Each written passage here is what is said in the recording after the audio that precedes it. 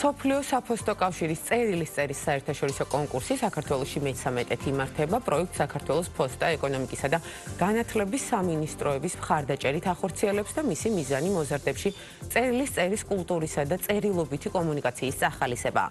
რა არის კონკურსის მთავარი თემა და როგორ შეუძლიათ მოზარდებს მასში მონაწილეობა?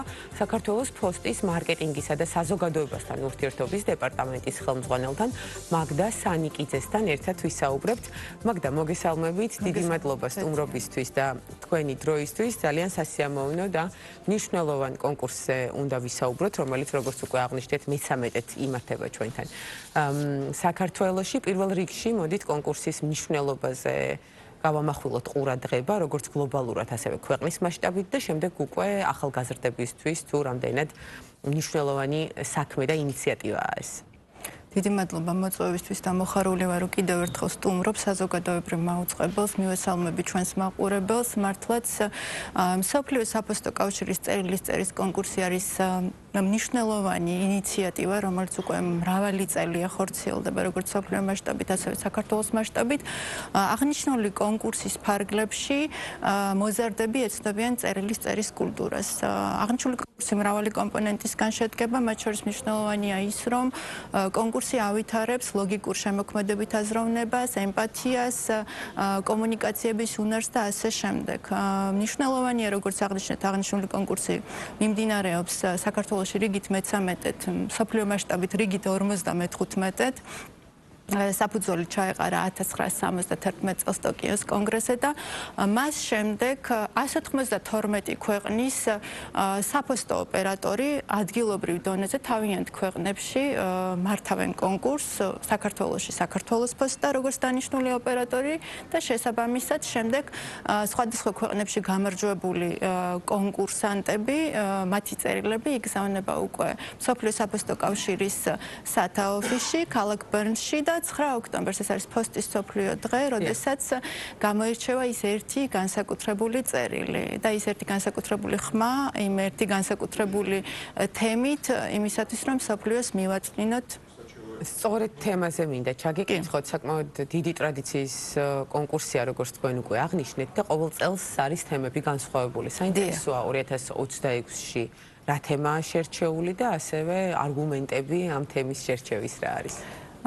თემა როგორც წესი და ყოველთვის ასეა, რომ მსოფლიო საფოსტო კავშირი ადგენს, თემა არის ერთი, ყველა ქვეყნისთვის და ყველა მოზარდისთვის. არის აქტუალურობიდან გამომდინარე გლობალური საკითხები, ეკოლოგია, უსაფრთხოება, მშვიდობა და ასე შემდეგ.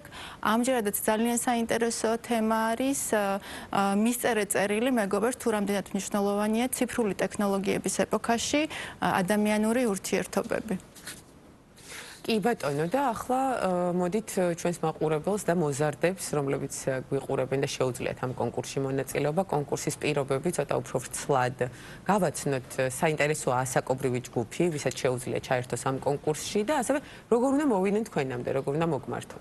სიამოვნებით გაგიზიარებთ, ასაკობრივი ზღვარს რაც შეეხება, ხშირად გვეკითხებიან, რატომ არის კონკრეტული 9-დან 15 წლის ჩათვლით აღნიშნულ ზღვარსაც მსოფლიო საფოსტო კავშირი ადგენს და არა საქართველოს ფოსტა.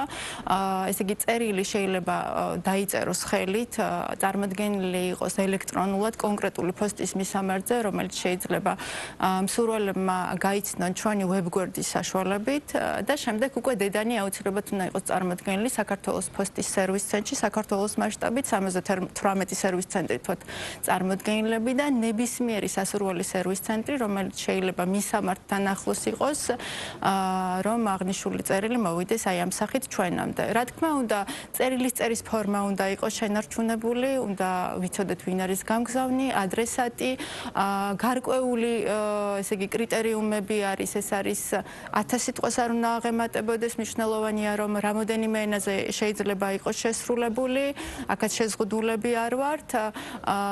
თარიღებია ძალიან მნიშვნელოვანი, 4 მარტიდან ჩვენ შეგვიძლია რომ მივიღოთ აღნიშნული წერილები 4 აპრილის ჩათვლით.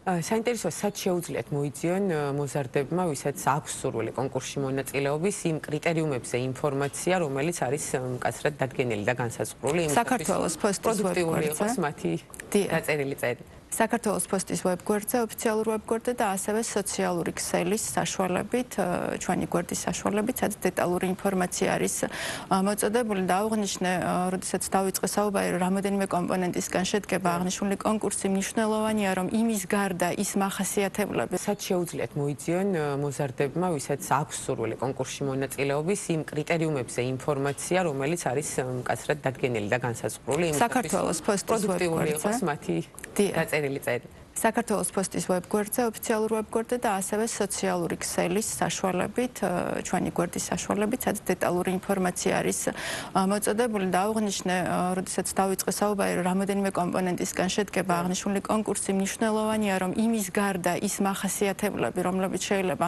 წერილობითმა კულტურამ ჩამოაყალიბოს მოზარდში, მნიშვნელოვანი არის ის, რომ აღნიშნული კონკურსის საშუალებით ჩვენ მოზარდებს ვაძლევთ შესაძლებლობას, რომ ჩაერთონ საერთაშორისო გლობალურ აქტუალურ საკითხებში მსოფლიოს მიაწვდინონ ხმა, რაც რა თქმა უნდა მათ მომავალ წარმატებას ხელს შეუწყობს, ეს არის პასუხისმგებლიანი და აქტიური მოქალაქის ჩამოყალიბება. კი ბატონო და საინტერესოა ახლა შეფასების კრიტერიუმებიც, ნამუშევრების შეფასება როგორ ხდება უკვე საერთაშორისო დონეზე და რა გზას გადის ქართველი მოზარდების მიერ დაწერილი წერილები საკონკურსო პირობებში.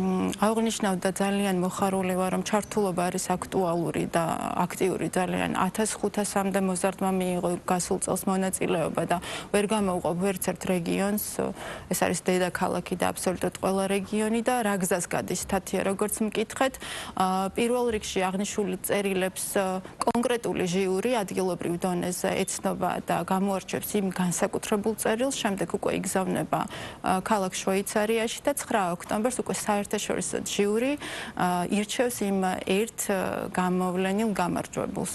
საინტერესო როგორია წარსული წლების გამოცდილება, უკვე მე-13 იმართება ჩვენს ქვეყანაში და ასევე ჩართულობის მაჩვენებელი რამდენად მზარდია წლიდან წლამდე. წლიდან წლამდე ჩართულობის მაჩვენებელი არის ძალიან მზარდი, 1500 მოზარდი ვახსენე წინა წელს და დარწმუნებული ვარ წელს რაოდენობას ბავშვების მონაწილეობის სურვილების გაიზრდება. რაც შეეხება წარმატებას, აუცილებლად უნდა აღვნიშნო, გასულ წელს ჩვენ 5 ივლისში მოვხვდით მსოფლიო საფოსტო კავშირმა გამოავლინა ქართველი ბავშვი გვანცა ართმელაძე ხულოს მუნიციპალიტეტიდან, სკოლიდან, რომლის წერილიც განსაკუთრებული მნიშვნელობის იყო ემოციურობით დატვირთული. კი ბატონო და საინტერესო იქნება თქვენგან რჩევის მოსმენაც, თუ რა რჩევას მისცემთ ახალგაზრდებს, რომლებიც პირველად ერთვებიან ამ კონკურსში და საინტერესოა გასულ წლებში იმ ახალგაზრდებს, რომლებსაც უკვე აქვთ მონაწილეობა მიღებული, თუ შეუძლიათ რომ კვლავ ჩაერთვენ. რა თქმა უნდა, ჩვენ ყოველთვის მოუწოდებთ და მოხარულები ვიქნებით, რომ ის ბავშვები, რომლებმაც უკვე მიიღეს მონაწილეობა, კიდევ ერთხელ იყვნენ მონაწილეები და ჩემი რჩევა იქნება, რომ მაქსიმალურად დეტალურად გაეცნონ იმ კრიტერიუმებს, რომელიც არის წარმოდგენილი საქართველოს პოსტის ვებგვერდზე და შესაბამისობაში წარმოადგინონ წერილი იმისათვის, რომ ჟიურიმ აღნიშნული წერილები განიხილოს. და იმ ფონზე და იმ რეალობაში, როდესაც კომუნიკაცია ძირითადად ციფრულ სივრცეში ხდება დღეისათვის, რა მნიშვნელობის მატარებელია წერილის წერის კულტურის შენარჩუნება, კიდევ ერთხელ რომ გავაჟღეროთ, თქვენგან საინტერესო იქნება. ციფრულ ეპოქაში, როდესაც ზოგადად კომუნიკაცია ციფრულ სივრცეში ხორციელდება, ძალიან მნიშვნელოვანია წერილის წერის კულტურის შენარჩუნება, რადგანაც აღნიშნული ჩვენ ხომ ბავშვებს ავთენტურ გარემოში ვაბრუნებთ. ანუ წერილის წერას აქვს თავისი სითბო, განსაკუთრებული ემოციების და ადამიანური ურთიერთობების მატარებელია წერილი.